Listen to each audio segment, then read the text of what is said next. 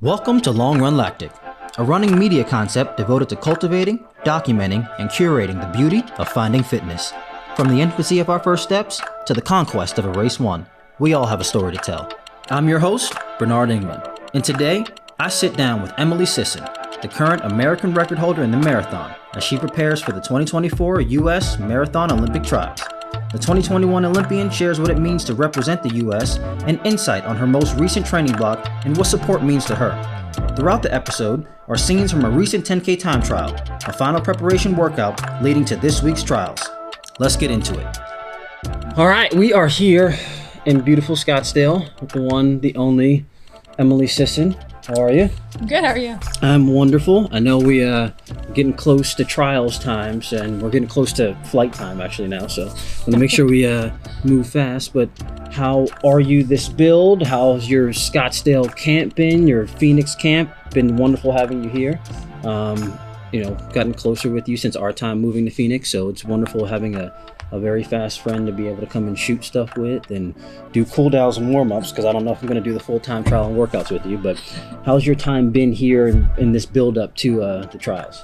Well, thanks. Yeah, it's nice being here. We do love Scottsdale. We've met so many people ever since we lived here and all the camps we do out here. So it's an amazing, it's a small running community, I feel like, because there's always people coming and going. Right. But yeah, no, it's special training here. So yeah, it was good. It was a good build. Got through it feeling pretty good and feel fit, healthy. So yeah, just 3 more weeks now. Solid. Yeah.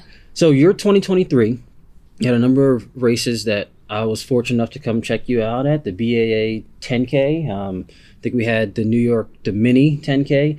How do you feel this year, well, 2023 last year technically, how do you feel that buildup of races prepares you for your last buildup coming into this Olympic trial year? I really do enjoy a lot of the road races we have on the East Coast. So it is nice when I'm based in Rhode Island, how we can just easily get up to Boston or New York for all those 10Ks. And they're just so fun to hop in those races and just race. You're not often thinking about time because of the weather or the courses. And Right. It's just the competition's so good. So I think that's good experience. And then I did Chicago Marathon in the fall. And that didn't go perfectly, but it was still a good learning experience, I guess. I feel like I'm someone that gets confidence from experience. I feel Right. like someone could tell me like, you're in this shape, but that won't boost my confidence as much as just doing an event and practicing an event enough. And so I feel like now that I've run a few marathons, I'm starting to learn a bit more and understand it a bit more. So yeah, I feel like that was actually overall pretty good experience. Even though it didn't go exactly as I wanted, I feel like I took away some things, and I'm happy I did a fall marathon before the trials. Good. Well, diving into Chicago, what do you think the biggest thing you took away? Obviously, 2022 Chicago was the monumental run for you, but for 2023 Chicago, you just mentioned you learned some things that it didn't go perfectly, but what's not perfect for Emily Sisson, right? Like for the average runner, for the normal person that's still trying to build during the fall marathon season, what does not perfect look like to you, and what are the biggest things you feel like you took away from Chicago? Yeah, I feel like when I first crossed the finish line, my initial reaction was actually positive, I was happy about that. My first thought was, wow, I had a really rough last 8 miles and I still ran 2:22 low. So I was actually really happy about that. And then a couple days later, I was like, okay, well, I need to figure out what caused. I got a side stitch 8 miles to go, and that caused me to slow down a lot. So after a couple days, I was like, okay, we should probably make sure that doesn't happen again. So because the trials is going to be really competitive, and you can be really fit and show up, but the marathon's tough. You can't just be focusing on being as fit as you can. You need to make sure you're strong enough to race the marathon distance and race your competitors as well as you can by being strong enough, if that makes sense. Yeah. So we took away okay, let's look at a couple things and make sure I'm a little stronger so nothing breaks down in Orlando. And I feel good about the work we put in for that. And we paid a little bit more attention to how he's moving this build-up as opposed to Chicago in the fall. And I feel good. I feel like I'm in a good place. So. How you were moving in which way? Yeah, just making sure I don't get too stiff anywhere or tight or bound up, which could maybe cause something to break down over the course of 26.2 miles. A marathon. So mainly that. We just paid a little bit more attention to that. We tried also at the same time not to overthink it too much either. So, I feel like overall though, it was a solid day, and I'm excited to race again. Yeah, well, you've had success on the track, obviously. Now I would still consider you kind of like in this infancy era of your marathon era, right? Like you're still learning so much and still building so much, trying to figure out with each build. What do you think you learned from a mental aspect about yourself this year, as opposed to last year when you obviously set the American record and now you're coming back for another build? But, I think every real runner knows every time you go out and take a step, there's something new that you just don't know yet. Yeah. So what do you think from a mental aspect that you picked up on along the way from January to January, now February to February now, from last Houston to now? What do you think you've learned about yourself? What things do you want to take into the trials from a mental aspect? Yeah, I mean, you're right. You're always learning. If you feel like you know it all, you should just get out the sport. Yeah, You'll never know it all. But yeah, so what did I take away? I thought it was good to, I mean, I already said this, but to be able to kind of grit out a last 8 miles of a marathon and still have a solid performance, I think shows myself like I can still like finish somewhat strong even when things aren't going well. So that's good to know I can grind things out. Like I don't want that to happen, but if I need to, I know I can kind of work through things for like a long period of time. So I think that was a good experience. Mentally, the marathon is a bit different than the track because you're not hurting right away. So it's kind of a weird feeling. It's a slow burn. Yeah, it's a slow pain. So you want to be as relaxed as you can actually the first half of a marathon. And sometimes that can be a little like tricky when the crowds are like so loud and you're getting excited and or if there's a lot of pressure or something. So I think mentally it's good to practice that, just being calm and as composed as you can be for as long as you can. Yeah. And then and knowing that like to be ready that last like 10K especially to tackle that. That's good. What last workout I was able to catch you at was a 10K time trial. What's a good workout that you remember from this build that really set you apart from previous years or previous build? What's like a specialty? I know I was working out with a good friend of ours, Matt Lano and Katrina Spratford, where we got on the trail and we popped off a couple, 1.5 mile reps. But what's your go-to what's the confidence builder workout? Confidence builder workouts. I do feel good about getting consistent long runs and tempos in, but the workouts this build that I felt like were better than previous builds by a bit were actually like those kind of workouts, 1.5 mile workouts, all my long intervals. We do those, I think around half marathon pace and to 10K pace is what we would do. So like my long intervals can be anything from like 1 mile or 2K to like 2 mile repeats. Gotcha. And I think my 2 mile repeats are closer to half marathon pace, and the shorter I run, the faster I run. And those ones actually went really well. So I feel like I don't know what's going to happen in Orlando, but I feel like if it's going to go fast from the gun, I'm ready for that. If it's going to be kind of slow and tactical, but then a faster finish, I feel ready for that. So I'm just trying to get ready for whatever ready for it all. might get thrown at me. That's right. Yeah. Now, an interview with Emily Sisson cannot be complete without bringing up the one and only Shane.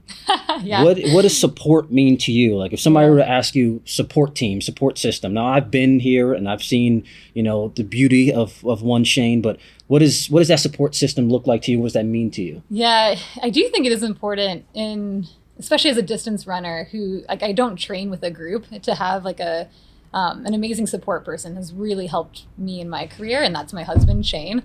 So a lot of what he does, I feel like you see it. It's hard to explain what he does. Whenever people ask, what does your husband do? I'm like, he kind of does everything. Jack of all trades, man. When you're on that bike motivating, it's hard to, I almost asked him after the workout, like, how are you, you got to go in between coach mode and husband mode, and that's a fine line. So he from the outside looking in, he plays it very well and he does it very well. So he's good. Yeah, it helps. He's also a therapist, so he can come at it from like the emotional support angle. But then there's some days he can put on like the coaching hat if he needs and tell me to like relax my breathing or something if he thinks I'm too tense. Or I don't know. He paces all my workouts, which is really handy, and just someone there to talk things through with. I'll give you a grammar test at the end. Thanks. So he does a lot, and he helps also like when I'm in hard training. He can sometimes take things off my plate, which is really nice of him to do. So I can like focus on my recovery. And yeah, I hope someday I can return the favor a bit, but I don't think I'll ever be as much of a support person for his career as he has been for me. I don't, yeah, it's definitely a unique situation, but he's been, instrumental, or it's so important for my career. Yeah. Race day. You're in the zone, you're locked in. What's Emily Sisson wearing? What's she, fueling with? Like, what's your race day shoe? So my race day shoe is the New Balance Pacer, and I've been wearing that since last year. Chicago 2022, so I guess 2 years ago now.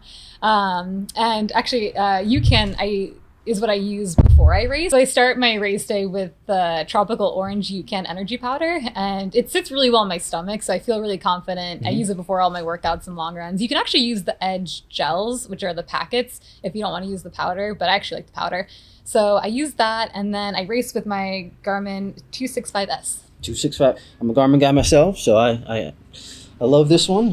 It was a Father's Day gift that I stole back because I loved it too much, and he's, to this day, he'll always ask every time she's like, isn't that my watch? He's like, oh, Dad, you didn't use it as much as I will. So when you said Father's Day, I was confused for a second. No, it was a Father's Day gift years ago. I think this is my old Phoenix Sapphire 3 or something, so it's definitely nice. Needs an update. All right, cool. Rapid fire. All right. Favorite mile of a marathon? I got a lot of shit for this, but the last one is the best. 26? Well, no. Sorry, the last 400 meters. When you see the finish line, there's this excitement I don't get when I race other distances, where I'm just so excited to cross the finish line. And I don't know if it's just that I'm so tired from being on my feet for so long, or if it feels like I just conquered another marathon and I'm just so happy to be there. But yeah, it's the last You got 25 one. and it's 26. That makes you excited. It's it's actually 26.0, and I can see the finish line. I'm so excited. And that, ladies and gentlemen, is how you break the American record. I think this is not the best advice. Favorite month of the year to train? October. I love October. I love the fall in New England. It's my birth month, so. That's fair. It's a fun month. Favorite state to race in? Favorite state to race in? Probably New York. Okay, Yeah. fair. Diamonds or pearls? Oh, Pearls. Pearl's my middle name. Gotta go with that. It's my grandma's name. Black or blue? Blue. Red or white? Red. Race day on the track or race day in the marathon? Ooh, I don't know. I like them both. Can I say both? Fair, you can say both. Half or full marathon? Oh, I actually don't have a favorite distance, so I'll say full. See, that's what happens. But I do like the half. When you start getting so fit, you can do any distance, and you just say, I'm doing them all. I like them all for different reasons, though. So That's fair. I'll go with marathon. Coffee or tea? Coffee. What's your favorite brew? Are you a latte person, or are you a... No, just Americano. That's just pretty... plain. I'll give you a strong Just one. plain. All right, last thing. For those that are starting their journey running, or those that are already on their journey but just need more added motivation to try and get to the Olympic trials or try and make an Olympic team, how would you motivate that person to start that journey? Just showing up every day and just keep showing up and keep going, because running's a sport. You do get out of it what you put into it, but it's not always shown right away, if that makes sense. I definitely have seasons where I've dealt with injuries and setbacks, and I feel like I worked so hard and maybe I didn't get what I wanted at that exact moment. But over years of putting in the work and showing up to practice and enjoying the process as much as I could with my teammates that I had at the time or whoever I surrounded myself with, I feel like I eventually got where I wanted to go, but it wasn't always at the time. It didn't always seem like I was going to, if that makes sense. Right. If you just keep showing up and keep trying and keep working, you're going to have success if you just stick with it long enough. It might not be immediate, especially if you're dealing with an injury or sickness or something that can hold you back for a bit. But if you just keep going, I don't know, that's probably the best advice I can think of. The nice thing about, doing this with you is I've gotten to know you over the last year or so. So one attribute that I've picked up on that, I know Shane's a beautiful person, but there is an innate part of your personality that I've witnessed, that there's a really tough grit part where you will get out and you will do the hard stuff every single day, right? I just got a chance to watch you in the 10K where it's I know this sucks. And I can see Shane yelling, saying, hey, this is supposed to hurt. And you fighting for it every stride, every beautiful stride, I'll say that. So, congrats getting this far. I'm excited to come watch you race.